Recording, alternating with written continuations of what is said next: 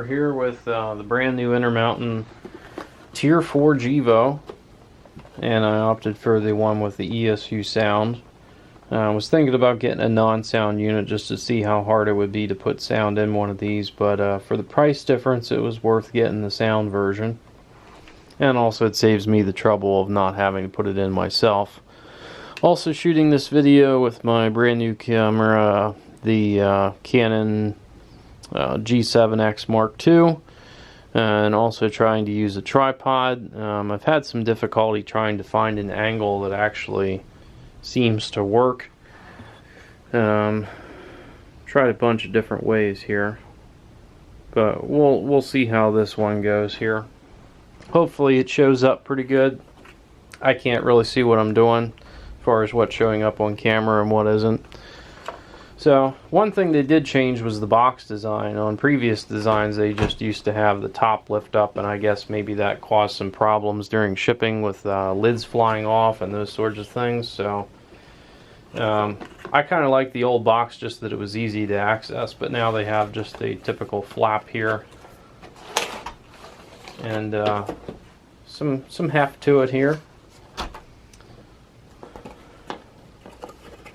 And of course there is a sheet in there. I'm not going to bother with it. I know how to use these things. And the packaging, we've saw this before. Very reminiscent of Atlas, and that you have to unscrew the bottom to get the model out. A couple of things I noticed right here off the bat is that my these little front railings here seem to be kind of bent out a little bit further than what they should be. So I don't know if I can bend those back or not. Also worth noting that they attach the sunshades. You have to put those on yourself. I'm not really sure why. Maybe because they were concerned that they would bust during shipping also.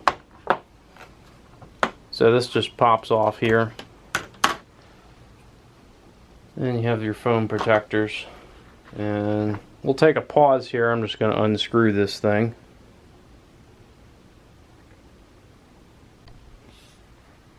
Okay, so I got it out of there. A couple points I do want to make about this. When you're unscrewing in the bottom here, make sure that you do not have this upside down, because I can just see where somebody's going to be unscrewing this thing and the locomotive's just going to fall straight out the bottom. Kind of the best way that I found to do this is to kind of have it on its side. That way it really can't go anywhere, and make sure that you have a flat surface underneath, or even preferably something soft like a pillow or something like that. The other thing that you don't want to do is grab the top of the locomotive, because there is a lot of tiny little detail on here that can get busted off. Things like the little points here on the PTC, also the little eye bolts along here. Kind of hard to see. But with this, you kind of really want to grab it two places. One by the fuel tank, or here kind of in the middle between the horn and the exhaust. That's kind of the safest place to handle these. So we'll get the packaging out of the way here.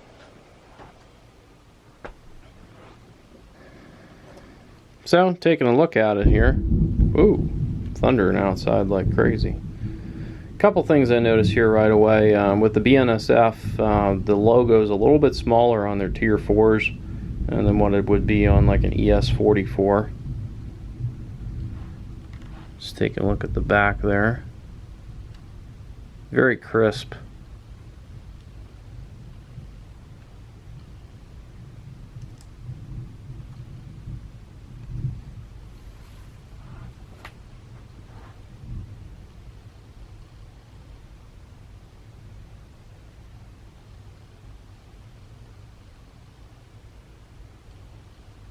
Thought I had a busted part there for a second, but I actually don't.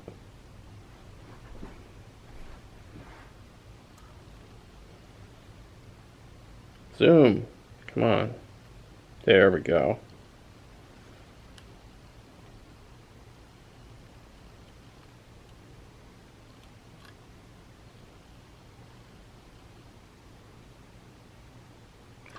One other thing I have noticed here is the step detail in the middle there, they kind of have these little uneven paint marks. I think they could have did a better job with that. And you can kind of see how the front railings are kind of leaning forward a little bit too much.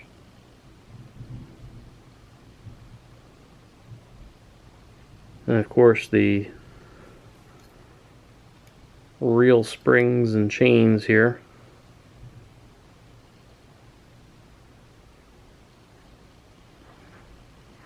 We're going to go ahead and start it up. Should be address 3. And F8 to start the engine. Nothing. Okay.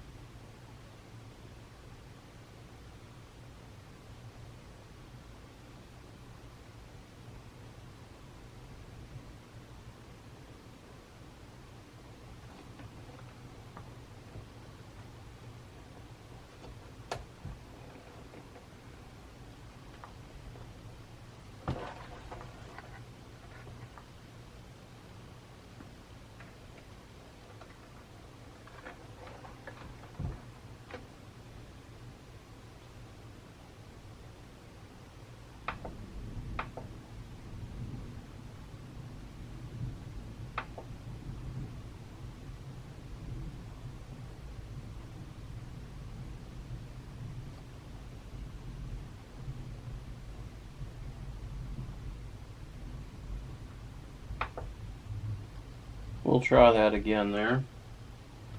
So headlight on. Yep. And number boards. Yep. Ditch lights. Yep. Start the engine.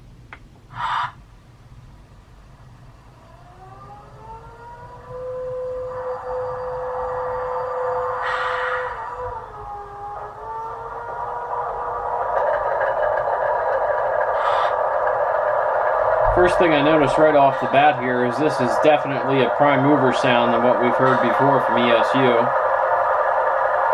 for the Gevos.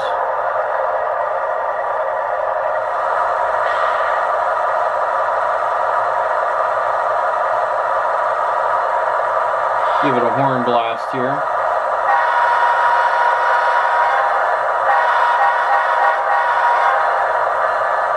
And the ditch lights are flashing, which they shouldn't be, but that's an easy programming fix, which we'll take care of later.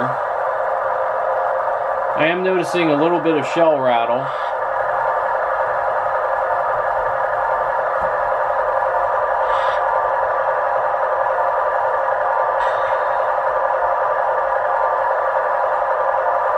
Seems to go away there when I hit the top of the engine. So we'll have to take a look at that later to see if that's something we can fix. Let's do a couple more of the sounds. Same old E-bell.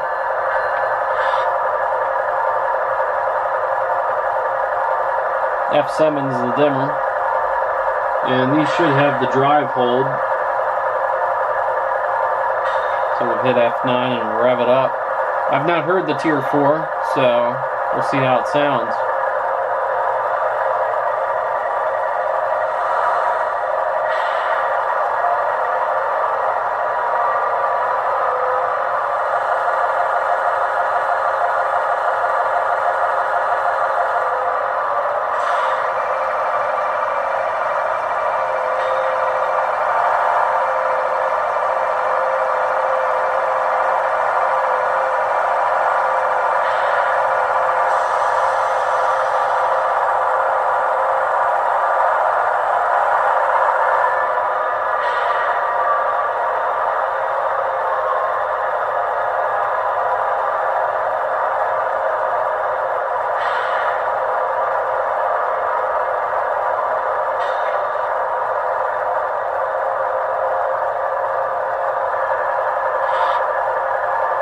And F11 is the step lighting, which I'll turn off the other lights here.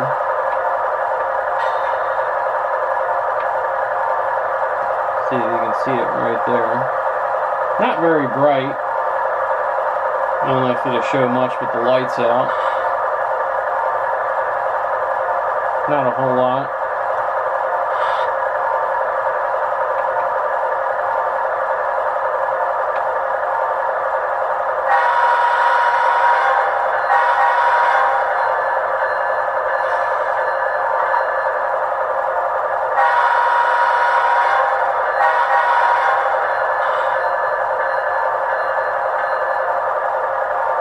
And of course the bell comes on along with the horn. That's prototypical.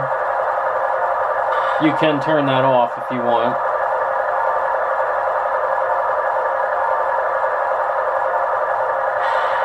So next we're going to do some running here with it.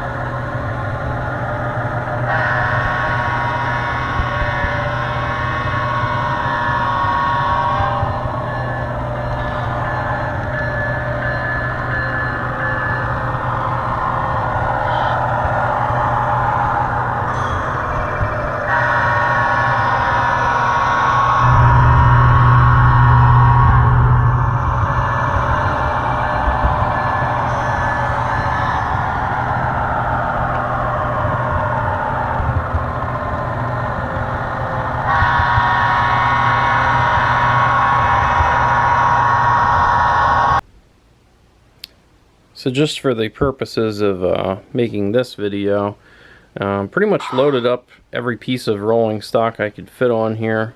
Got it all the way around the perimeter. And it's actually 52 cars, plus 2 auto racks. Well, 2 of the 52 being auto racks, so I mean you could probably squeeze in another 4 cars if I didn't have the auto racks on there, but it's an honest 52 car load, which is a really heavy load for almost any engine. And we'll see how it handles it here, and I'll just have the sound off just so we can hear it here. And with ease.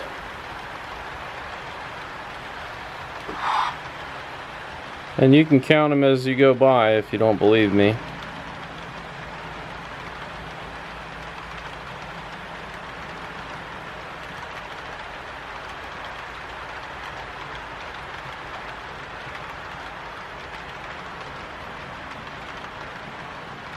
Obviously these are not all period correct freight cars. I just kind of took whatever was easiest to get out of the boxes.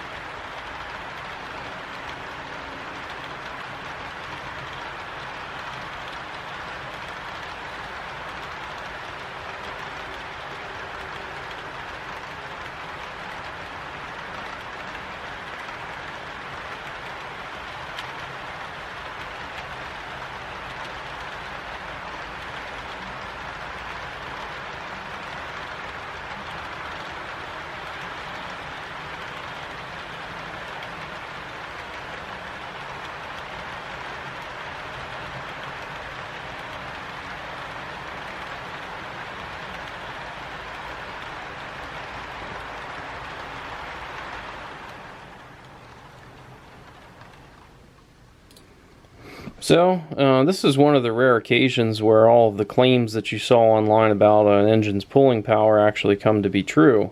There's been many times where I've saw engine reviews where they say that, you know, a given engine will pull 45, 50 cars, and I get that same locomotive out and I can get 25 cars with it. So I like to kind of do my own pull tests. I don't really put a whole lot of stock in what manufacturers claim or even what some other modelers claim. This layout is not completely even. I mean, there's obviously probably a little bit of a hill here on the backstretch, it seems, but for the purposes of this test, I think it's a pretty honest test.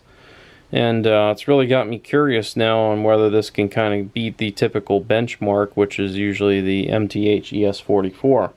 So we're going to run a little tug of war here and see what it's got.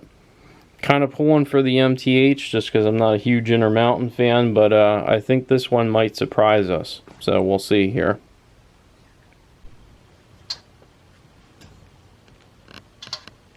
Okay, so we're going to run a little tug of war here against kind of the benchmark for pulling power, the MTH ES44 versus the newcomer here. So let's see how it goes. Speed step 1.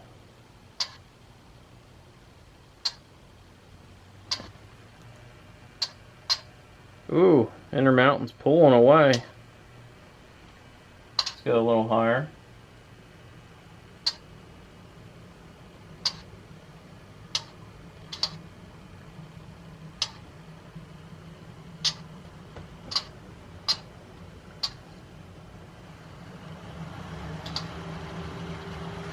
Even with the conrail at almost full power here, it just can't break away.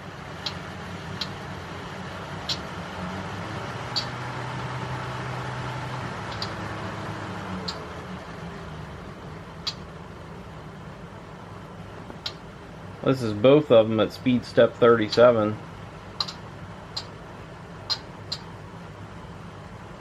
Kind of a draw there as we back it down to speed step 23.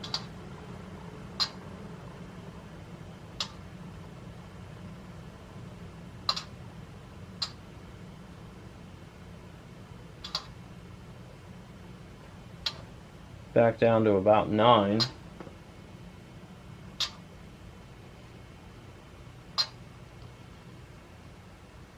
Then back down to crawl speed, and the Intermountain's just dragging it away.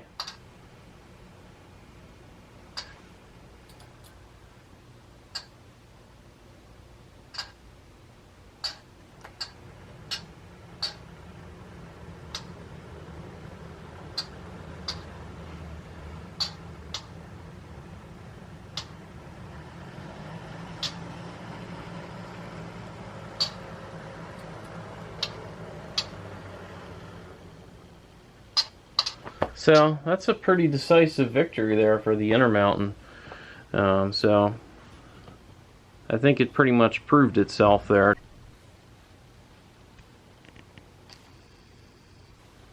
So some final thoughts here on the new Intermountain Tier 4s, which were first to market. They did beat scale trains by probably a couple weeks here. So I'm not going to get into an argument on who announced what first, but I mean, this was the first one that consumers could first physically buy. So that's a big victory for Intermountain, and myself, along with a lot of others, kind of had some doubts about whether Intermountain would be able to put out a quality engine, just given the failures that we've had with previous engines, such as the most famously the Gevos and the SD40s. Number of others out there. Historically, Intermountain hasn't put out the best locomotives, so they kind of did have that working against them. However, with this one, I think that they've shown that they've kind of rededicated themselves. Of course, the detail on this engine is a little more than you would expect in a lot of the engines. It certainly surpasses anything that they've done before as a company. The spinning bearing caps on the trucks, the chains, the step lighting, which I'm not really a huge fan of. I mean, it doesn't really seem that bright. I mean, I could do without it if it wasn't there, so it's not a huge deal to me. But it's nice that they thought of and put that in there. And of course, the spinning bearing caps is a nice feature also. So that's pretty cool that they put that in there. And of course, the new PTC is on here, which sometimes companies forget to put those on there, but at least they didn't leave that out with this one. And they are doing different variations of these with the different exhaust stacks on here. This is an earlier model. And of course the pulling power on it, pretty unprecedented on a diesel. So, as Scale Trains likes to say a lot of times, as a definitive diesel, at this point in time, this is kind of the new gold standard for pulling power in a diesel and HO. So we'll see what else comes along, and of course the real elephant in the room is how good is the Scale Trains one going to be. I will be getting one of those, and there will be a full review of it just as I did on this one. Pulling power tests, of course, and then a real head-to-head versus this engine. So I'm not going to sell this or get rid of it. I do have a need for it. So it's good enough that I think it's worth holding on to. And I am going to do a part 2 on these, on how to fix some of the issues with it, such as the shell rattle, the ditch lights that shouldn't be flashing. Some others have mentioned that it has capacitor problems running over dirty tracks, so I'm going to show you how you can adjust the CV in there and make that a little bit better. And of course, also going to take off the shell and see about fixing that speaker in there and getting rid of that rattle. So that'll be a part 2 video. I'm not sure how soon that'll actually come out. This is kind of the first video I've done using a lot of the new equipment, tripod, the new Canon G7X Mark II camera, first train on the new layout, so a lot of firsts with this video. Also some of the kind of like drone angles and ride-alongs we did with it. So a lot of new things that I've tried with this video, so let me know if you like the new format, or if there's other things that you might want to see in there. I'm really not trying to change the channel or the style of how I do these things, just kind of making them look a little bit better, maybe a little more polished. And that's going to take some time. These things take some time to perfect. Also, the price on this engine, they didn't really raise it over what they were charging for the Gevos, so pretty nice that you can pick up one of these for around the mid 220s with sound. Without sound, usually in the 150 to 160 range, which is excellent for what you're getting. So, I mean, in all, I'd have to give this engine a 9 out of 10, and the only reason that I wouldn't give it a perfect score is because of that shell rattle. I mean, that's just something that should be fixed from the factory, and it can't possibly be that hard for them to do it. So, I mean, that's something that I think they put a little more time into, they could get it right. And I mean, the details on this are fantastic, and this is, I think, only the first or second Intermountain engine that I've actually gotten where there wasn't any broken detail parts. Almost every single one of the Gevos that I bought had something broken on them. Even some of the Intermountain rolling stock that I've purchased, something's always broken. So it is nice that they at least address that and improve their packaging. It's still something you got to be very, very careful with those screws in there. And you do want to make sure that when you're handling it, there's nowhere that it can fall to, especially if you're putting it in or out of that with those screws. So all in all, great job, Intermountain. So I mean, I might consider buying more of these if I have a need for Tier 4s. But I really want to see what Scale Trains is going to do. So that's it for this one, guys.